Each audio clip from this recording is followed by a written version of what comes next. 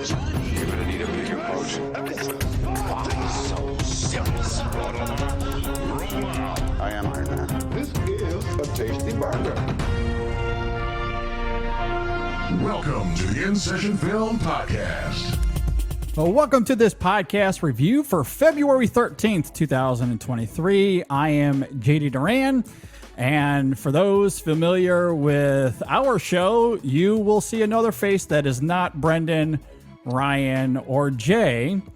Instead, for this review, I'm very excited. First time joining us here on the show is the great Megan Kearns from the Spoilerpiece Theater Podcast. Megan, welcome to the show. Thank you. Thanks so much. I love being introduced as the great Megan Kearns. I feel like a Of magician. course. I love it. Absolutely. Yeah, love your work. And I you. know that you got a chance to see Magic Mike's Last Dance. In fact, it was one of the first reviews I read after seeing the film over the weekend. Oh, well, thank you. And so I felt inspired. I wanted to reach out so we could get not just have a discussion on the film, but of course get the female's point of view.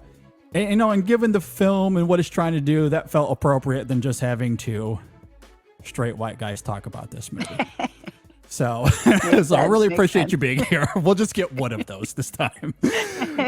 But yeah, very, very excited to dive into the world of Magic Mike once again and the wonderful Steven Soderbergh.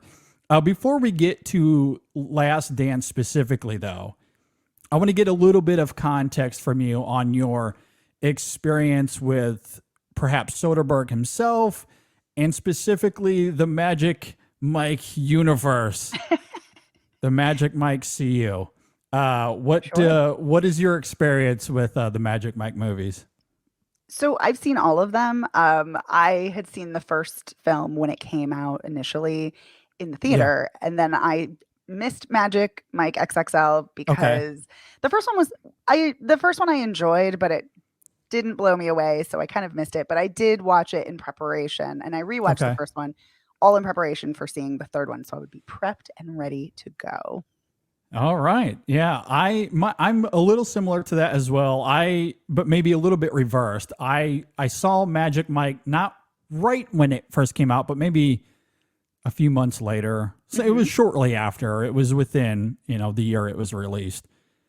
Magic Mike XXL, though, I did go to a theater to see. Of course, it was very full and loud and rambunctious. and really an unforgettable experience. Maybe somewhat similar to Last Dance as well. But I liked both movies. I really liked the first Magic Mike. XXL was a very different experience, but ended up liking that as well. So I was looking forward to this third one. And Soderbergh is back in the director's chair after just doing the cinematography for XXL. It stars, of course, Channing Tatum, Selma Hayek, and really just it's those two, and then a bunch of others that come and go throughout the film, which I'm sure we'll get into. So, Megan, let's get into it. What did you think about this third installment, Magic Mike and his Last Dance? Yeah, I'm still suspicious if it's actually his last dance. Yeah, I agree. Yes. But assuming that it is, at least for the moment, it's fine. I actually wish it had been worse or a lot better, because I feel like if it had been worse, could have been campier, could have been a lot more fun. Everything is just fine. Like, I do love the cinematography. I always love Soderbergh cinematography, and I love Channing Tatum. Always do. I think he's extremely charismatic, very magnetic. He is an incredibly interesting dancer to watch. I love seeing him perform, and he just has a real natural ease to him. But I find that he and Selma Hayek-Pinot, whom I like, they don't have chemistry, sadly. And I feel that the movie really hinges on whether or not they have chemistry and whether you as an audience believe that they have chemistry. Sure. And for me, they just do not. It's devoid, sadly. Yeah, I don't think that you're necessarily wrong. And I'm pretty much with you. I do like it, but I certainly don't love it. But like other Soderberghs, I could see this growing on me over time because I do think there are some good things here, even if at its core it's just a 90-minute trailer for Magic Mike Live. And Very much so. that really is the biggest problem here. The script is very thin. There's no connectivity to the previous two films, which is okay. I don't mind when sequels try to stand on their own feet, but if you're going to disregard what came before, you need to establish something new and render a different trajectory for Mike, which it doesn't, as we were somewhat joking about earlier. In fact, it's almost verbatim the same plot as XXL, where Mike is once again done with stripping only to find himself in a position for one last dance. Really, the only difference here is that Mike is tasked with directing this new show, whereas in XXL, he was going to that convention to dance specifically. But in terms of motive and basic plotting, it's essentially a carbon copy of XXL. However, the structure of it and how it navigates character is weirdly reminiscent of the first Magic Mike, where it tries to explore the boundaries of performance in Mike's personal life. So the film is this confounding concoction of the first two films regarding motive and framework, but simultaneously, on the surface, it has nothing to do with them, and that approach just doesn't work, I think. It renders the film both redundant and disjointed from a writing perspective. But that said, as I noted, there are a few things here to appreciate. The dancing and choreography is great. The Last Dance, if you will, I think is worth the price of admission alone. It's incredibly provocative and exquisite, pun intended. And while uneven, the Mike and Max relationship, it's a double-edged sword for me because there are elements to it thematically that I do like, that I appreciate. But as you're talking about, the chemistry just isn't there. So again, a microcosm of what this film is on the whole. So not great, certainly a little disappointing. Could not agree more. Yeah, I really love the concept. And I know I said this in my review, but I love the concept of an older woman with a younger man who are both, very sexual, very sexy, and embracing that. And that's great. But it just doesn't translate, sadly, with their chemistry on screen. But yeah, that Last Dance, I cannot stop thinking about it. It's so good. Yeah, so it is good. really great. Now, I do love the build up to it because there's this interesting duality that while, between Mike and Max, there's a little bit of a contradiction at play that they want each other, yet because of how they respond to each other at times, it creates a little bit of conflict. Specifically, I think of the moment where Max is on stage and one of the male dancers is coming on to her, and there's a cutaway to Mike where we see him getting a little bit envious. So what does he do in retaliation is he grabs one of the girls and starts dancing close to her. And so there's a conflict at play that in the end, with that Last Dance, again, it's not Mike and Max, it's a different girl. He's engaging with her in this really provocative way, but the tone of it has changed. It's not about retaliation. In fact, the whole tone of that sequence is that it's meant to be a mirror of how he feels about Max. Right. And I want to really like that. Like that on its own terms is great. Is it a little uneven, perhaps a little unearned in how we arrive there? Yeah, perhaps. But man, you can't deny the choreography though. Oh, and that dance, they make it work. It's very good.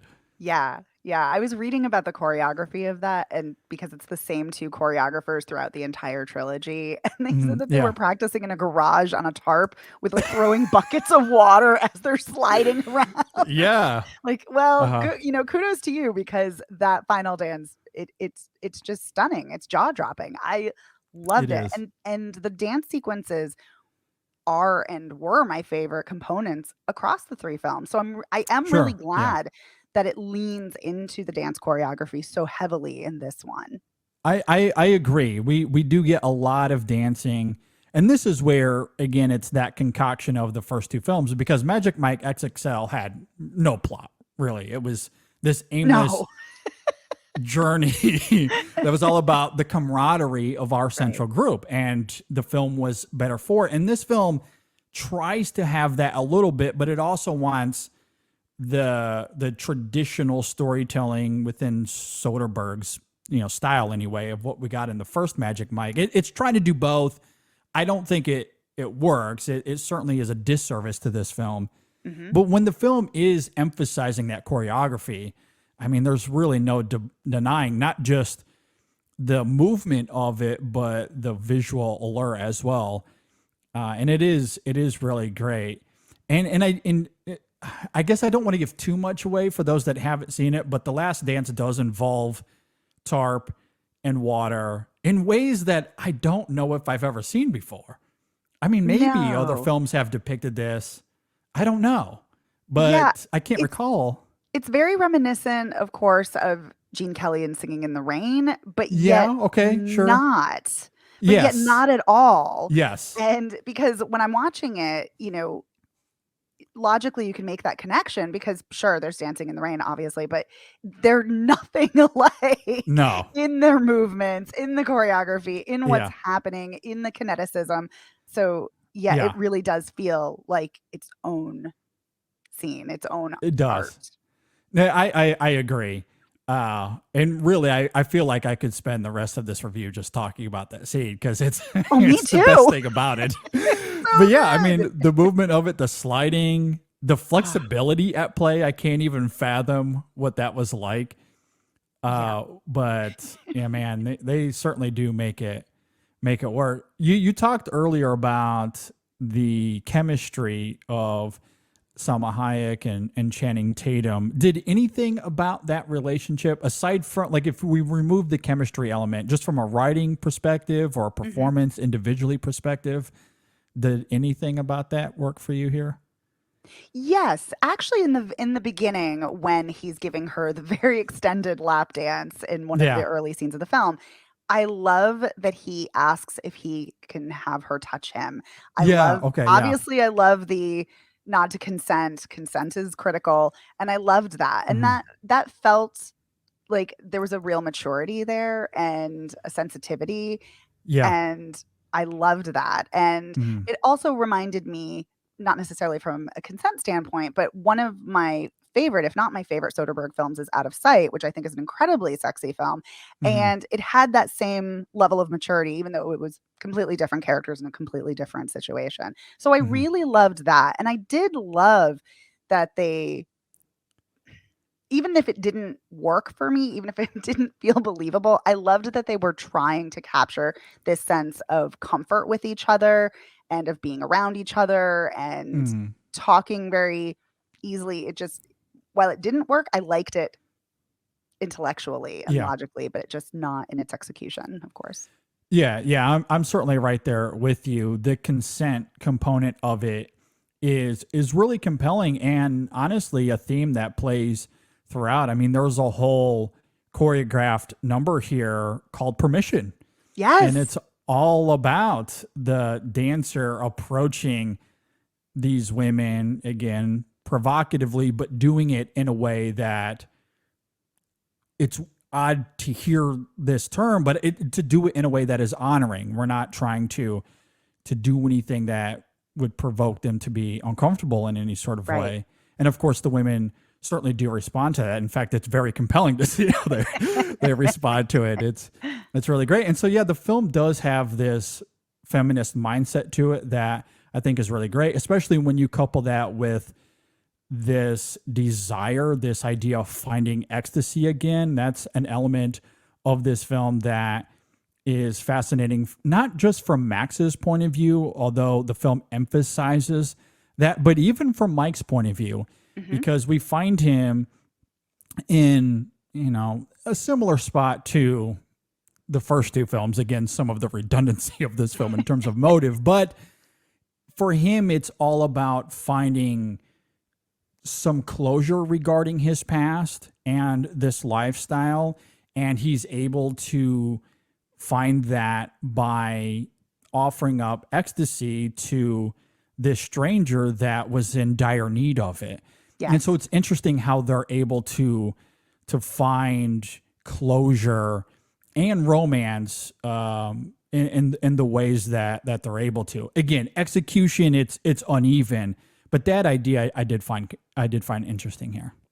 I really agree with you on that, and especially continuing that, because the first, I know we keep talking about this, but the first and the second film are so different from each other. Yeah. And the third film really is trying to take, the components of each of those and very much repeating the themes, as you've said. But Yeah. I find that Soderbergh's through line, even though he didn't direct the second one, of course, is there isn't this undercurrent about money and this undercurrent of class.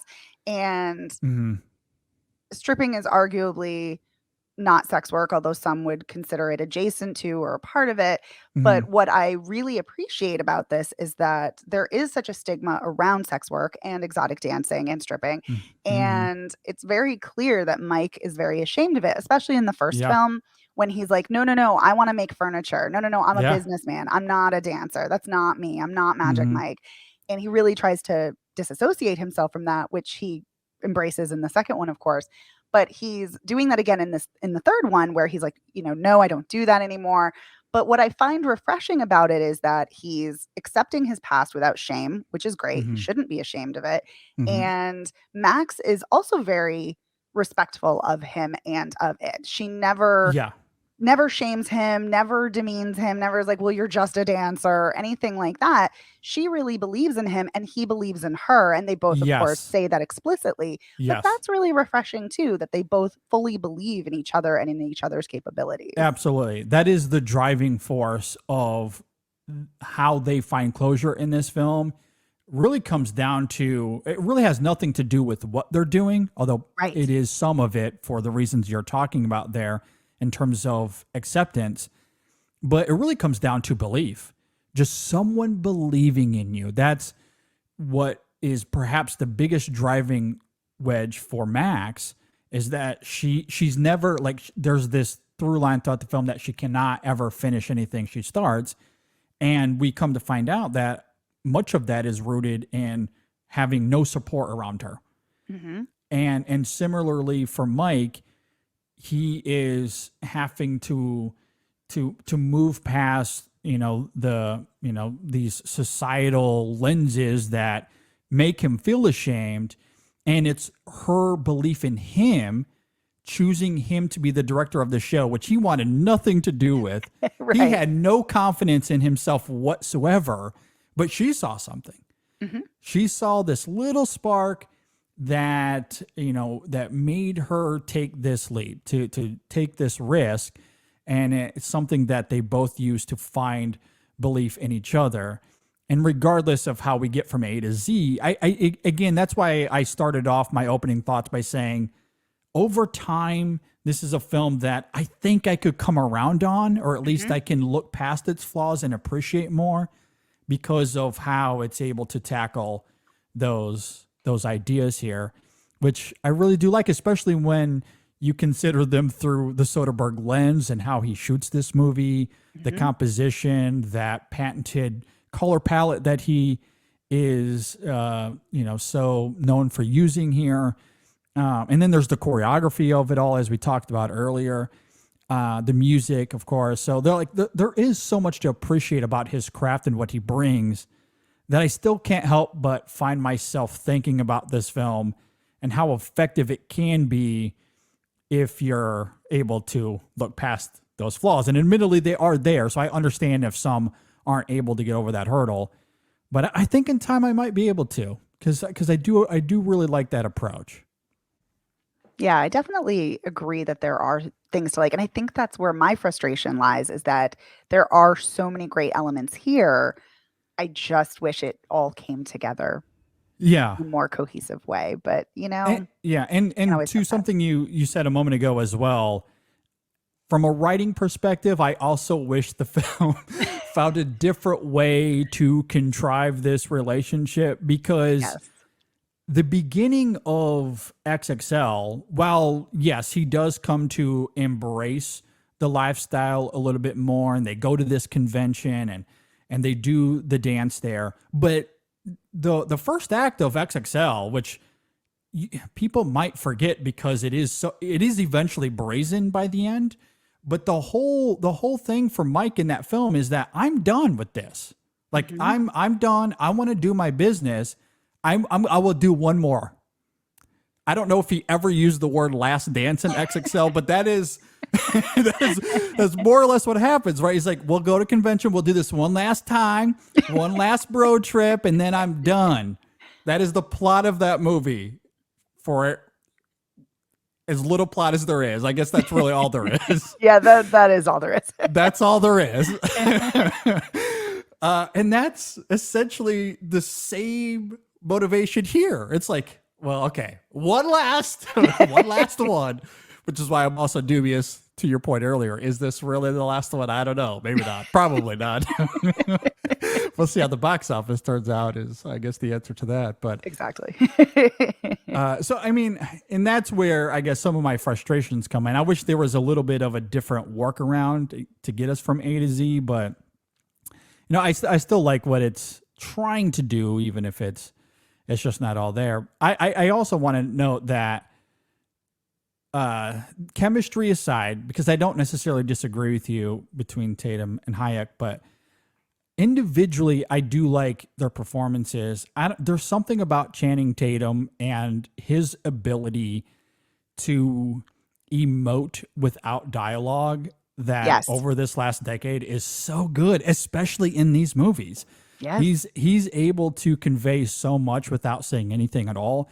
And Soderbergh, and that's where the chemistry really lies, is Soderbergh and his camera and Channing Tatum. Because my God, he's able to capture him and frame him in such a way that is so great. And Tatum, man, he's able to give Mike so much nuance despite the redundancy. Absolutely. And considering how great Channing Tatum is in Haywire, which another film I also love, I mean, you are totally correct. Like, I cannot believe how much I like Channing Tatum, even when he's not saying anything. And I'm not even talking about like his traditional, attractiveness. Yeah. Just his face. He's so likable. And he is. He is conveying so much. Like I'm a sucker for a tortured soul, and he's very much a tortured soul. Good. He's so good. Yeah. I completely agree. I mean, even in the theater, I was like, I don't know, this romance seems a little contrived and a little rushed. But when he starts conveying those frustrations and how much he wants to be with Max and she keeps pushing him away, I mean, Soderbergh does a great job of letting the camera linger, and Tatum, he offers some great empathy for sure. Really and does. it's great. I do love that about the film. And Hayek similarly, I think, does a great job of portraying this woman who feels like she doesn't have anything of her own and is desperate to do something that she can call hers. And I think that comes through very well. Perhaps some of the stuff on the periphery with her husband, that's all very trite.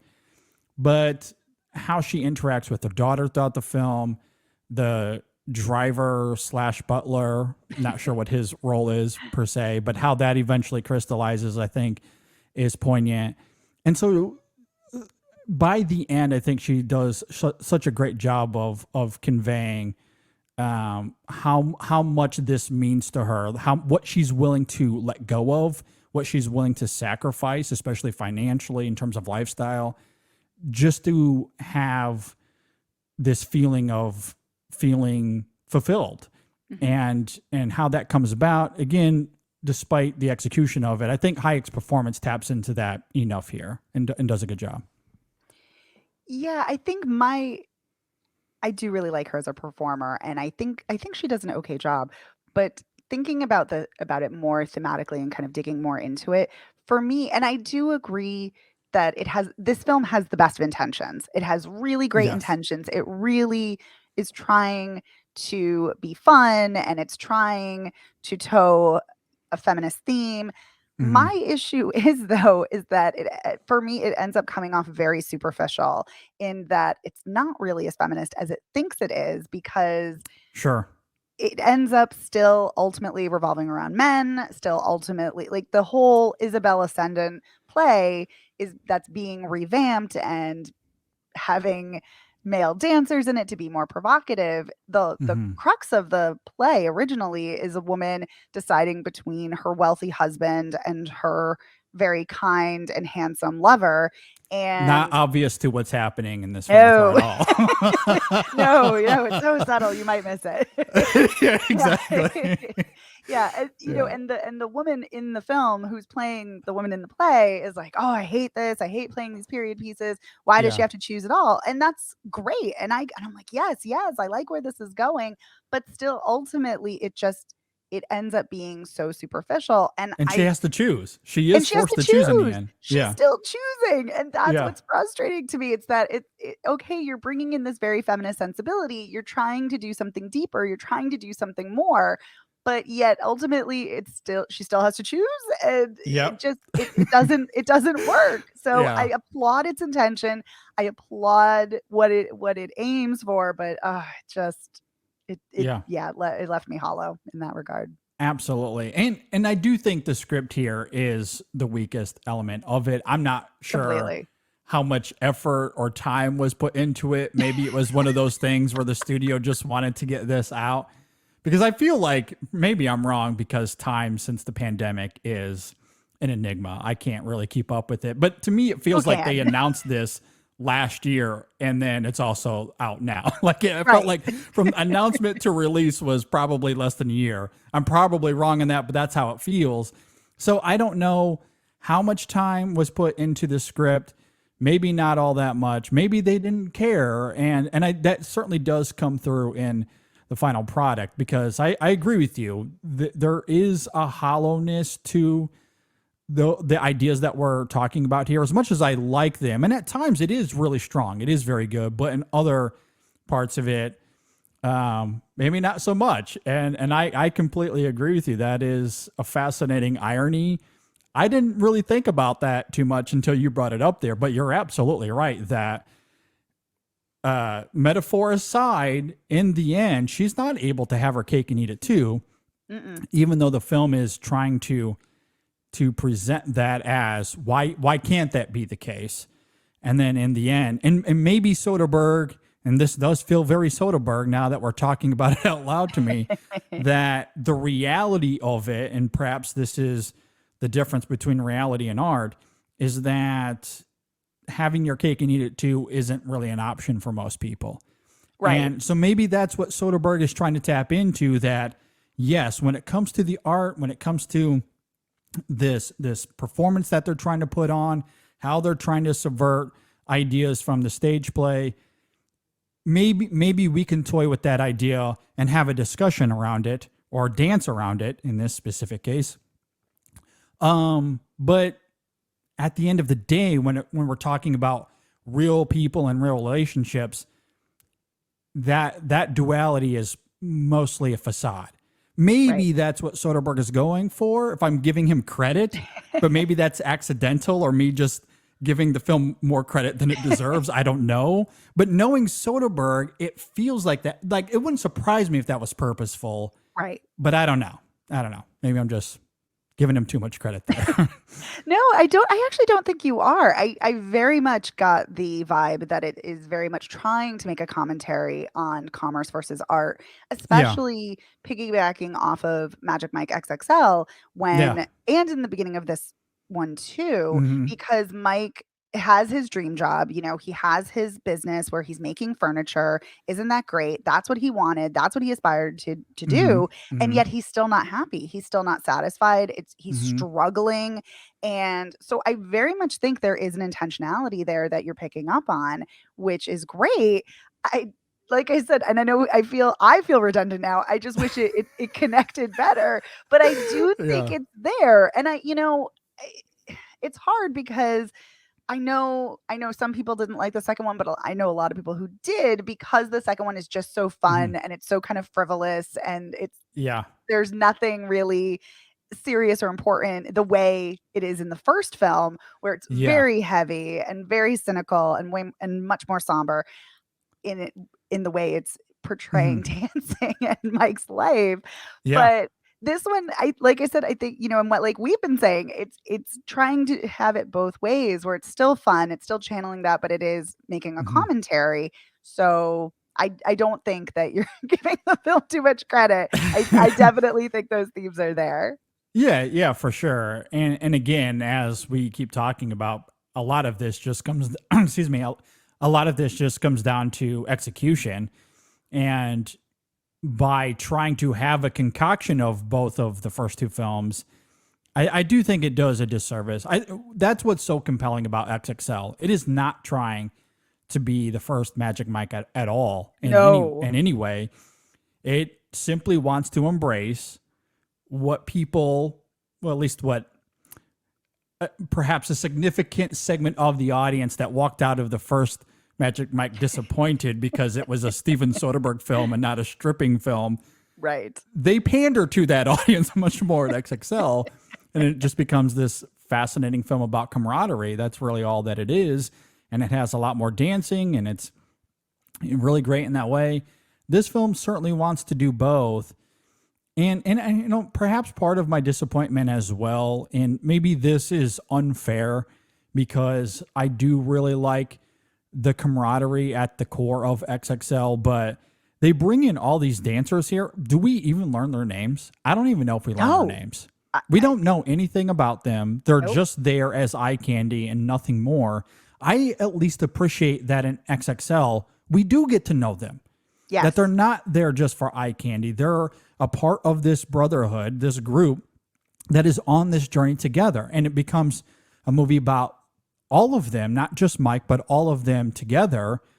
And this film doesn't want to do that. Instead, it's Mike's personal life, him wrestling with his past and performance, which is a lot of the first film. And I just think this film becomes so disjointed as a result. And I think that's where my disappointment comes in. But I'm trying to maintain a level of optimism here because I do really like the Soderbergh isms that are here. I think are very good. And I think in time I could come around to them, but I don't know. As we're talking about here, I just feel like I'm on a seesaw and I keep going back and forth as to how I feel about this movie. Yeah. I feel like as we're talking about it, I kind of like it more just because there are so many elements that it's trying to get and it's trying to tackle. But yeah, no, I think the fact, and you nailed it, the fact that we don't know anything about the dancers, nothing, not their names, not their backgrounds, not what they aspire to, literally nothing. That's a huge disservice because I think that the core friends dancers in Magic Mike and in Magic Mike XXL are really funny and charming. Yeah, and they work well together and they have great banter. So I would have loved some of that here, but I do know that I think that was an intentional choice because Channing Tatum talked in his recent Vanity Fair interview that they were all very aware that in the first two films, even though the audience is intended to be women, even though women aren't the only ones attracted to men, but that's a whole other thing. Yeah, but, for sure. Yeah, but they're clearly catering to women. Even though they're catering to women as an audience, there aren't women in the film really. They're just kind of on the periphery. Yeah. And so they wanted to focus more on having a central female character. And that's great. I like that. Again, theoretically, but just again, what worked so well in the first two, if you're trying to take those components, maybe that would have been a good one to have pulled and curated. I agree. And it's interesting because aside from Max, and there are a few other female characters here, such as the one that's actually in the show that's eventually hosting the final show that we see at the end. And there's also Max's daughter, but what do we learn about them? Probably not too much. I'm not sure if we can Zadie, really. her daughter Zadie's writing a book and narrating the film. Yeah. That's So about that's all we it. learn about her. Yeah. We know that she's writing a book and she's able to glean something from her mother's life and from Mike, but we don't learn anything about her necessarily other than these insights that she gathers. But I don't know what that infers about her either. So even the female characters that are here, they're still on the periphery. Mm-hmm. Mm-hmm. So this film is a walking contradiction. Totally. And also thinking back again, and I know we keep talking about XXL, but XXL is really kind of fascinating in its own way. But we have Jada Pinkett Smith as Rome, who is a really interesting character. She is. Yeah. And to kind of ignore that and now granted, she's not central in the film, but to ignore that she was such an important part of the film, I think does a disservice to her role, because I found her far more interesting than anyone who was in Last Dance, unfortunately, but except for Mike, because Channing Tatum is lovely. Absolutely. And again, I won't say that she's the most compelling character necessarily, but at least with Cody Horn in the first Magic Mike, there's a level of intention with that character. Yes. Like she's a pivotal part of that movie. And for the most part, I think I did like that dynamic between her and Mike, and ultimately where that crystallizes. Again, eventually the latter films, who cares about that? You're right. They just completely disregard anything about that movie, which is interesting in and of itself. But she is there, and they're giving her nuance that she is able to work with that I just think is missing here outside of Max.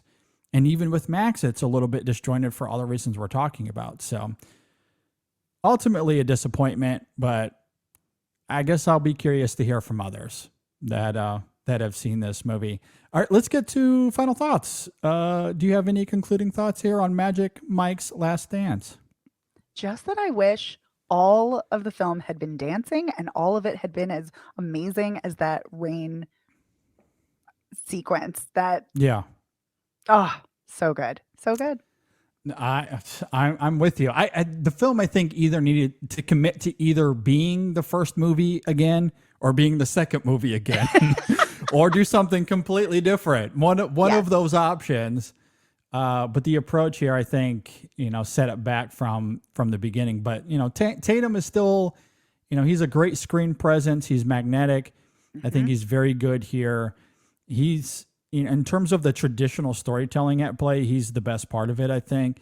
And The choreography, again, it's hard to deny the dancing in any of these movies. And that is really great. One scene we haven't mentioned yet is the bus scene. Incredible. So funny. Loved that.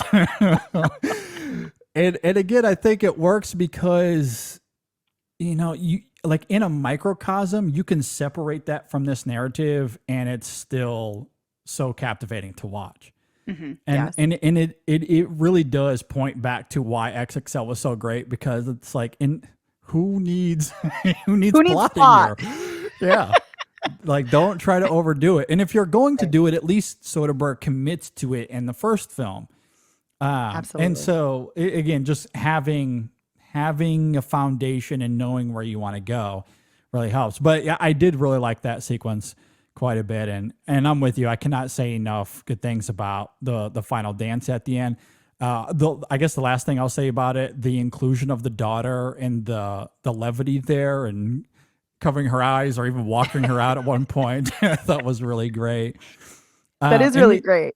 Yeah, really good. And then we also mentioned, forgive me, I'm trying to look up the actor's name here, but the character that plays the driver or the butler to Max in this film, I think is really great, because he's, in so many ways, this character acts as Steven Soderbergh in the sense that so much of Soderbergh is about having like this, like he treats the camera as like another person in the room in a lot of his movies. And that is this character where he's just there listening, taking everything in, commenting on what we're seeing.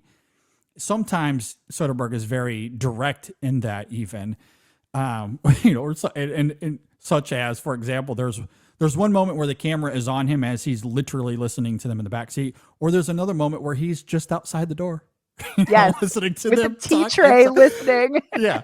So that to me is so Soderbergh. So I liked having that character, and then the context of, what his life is. We don't learn much about him, but what we do learn, I think, makes for this fascinating little moment at the end where he is included into the club, so to speak.